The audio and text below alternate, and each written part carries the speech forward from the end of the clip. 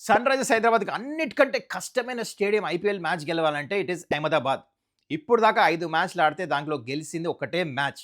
And against Gujarat Titans ఇంతవరకు అహ్మదాబాద్‌లో ఒక్క మ్యాచ్ కూడా గెలిసింది లేదు. ఎందుకంటే గుజరాత్ టైటన్స్ అలాంటి ప్లాన్స్ యూజ్ చేస్తారు. ఏం డిఫరెంట్‌గా చేస్తారు గుజరాత్ టైటన్స్? ఒక్కసారి స్టార్ట్స్ చేస్తున్నా చూడండి. ఎక్కువ హార్డ్ లెన్స్ చేస్తారు. ఇక్కడ స్లోర్ వన్స్, యార్కర్స్ ఎక్కువ పనిచేయవు. ఇక్కడ hard lens plus extra quick ఏసిన బౌలర్స్, హైయర్ యాక్షన్‌తో హిట్ చేసిన బౌలర్స్ ఎక్కువ సక్సెస్‌ఫుల్ ఉంటారు. ఎగ్జాక్ట్‌లీ వాళ్ళ అదే ప్లాన్‌తో మోస్ట్ ప్రాబబ్లీ ఈ మ్యాచ్ కూడా వస్తారు. అందుకని పిచ్ ప్రకారం నాకు అనిపిస్తుంది ఎస్ఆర్‌హెచ్ చేంజ్ చేయాలంటే ప్రఫుల్ హింగేని తీసుకురావాలి.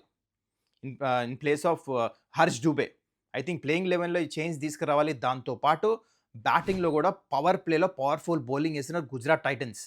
ఇంతవరకు సెకండ్ హైయెస్ట్ వికెట్స్ తీసుకున్నారు ఈ ఐపీఎల్ పవర్ ప్లేలో. 21 వికెట్స్. Next RCB 22. దీంట్లో main bowler Rabada, Siraj, even Prasidh కూడా ఈ మ్యాచ్ ఆడొచ్చు. అండ్ ఆల్సో హోల్డర్ కూడా చాలా మంచిగా ఏస్తున్నాడు. అండ్ నాకు అందుకనే బ్యాటింగ్‌లో మోస్ట్ ఇంపార్టెంట్ బ్యాటర్ ఎస్ఆర్‌హెచ్ ఈ పిచ్ ప్రకారం ట్రావిస్ హెడ్ అనిపిస్తుంది. అండ్ బౌలింగ్‌లో వచ్చేసి ప్యాట్ కమిన్స్. ఎందుకంటే బ్యాక్ ఆఫ్ ద లెంత్ ఎక్కువ హిట్ చేస్తాడు. ఈ పిచ్‌లో స్లోర్ వన్స్, యార్కర్స్ ఎక్కువ గ్రిప్ అవ్వవు. ఎందుకంటే పిచ్ కొంచెం స్టిక్కీ ఉంటుంది. యావరేజ్ స్కోర్ వచ్చేసి ఇక్కడ ఇట్స్ అరౌండ్ 180 కానీ విన్నింగ్ స్కోర్ వచ్చేసి అరౌండ్ 200 ఉంది.